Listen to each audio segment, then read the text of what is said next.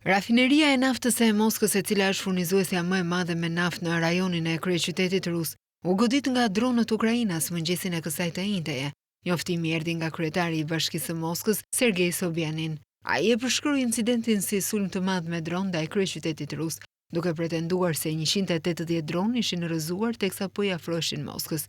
Megjithatë, Sobjanin tha se disa dron kishin arritur të godisnin rafinerinë në qarkun juglindor Kapotnja dhe se po merreshin masa për t'i përballuar pasojat.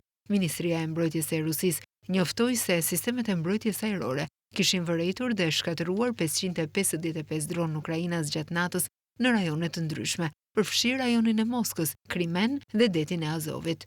Gjithashtu u raportua se mbetjet e dronëve të rrëzuara në territorin e tregut Sadovod, një nga tregjet më të mëdha me shumicë dhe pakicë në Moskë. Kanalet ruse në Telegram, duke cituar dëshmitar, raportuan për zjarre pas sulmit dhe re të dendur atymi mbi qytet. Sulmet u raportuan gjithashtu në rajonet ruse të Rostovit dhe Belgorodit. Sipas burimeve të Reuters, sulmi ndaj rafinerisë, e cila është në pronësi të Gazprom Neft, dëmtoi njësinë kryesore të përpunimit, e cila përfaqëson 53% të kapacitetit të uzinës.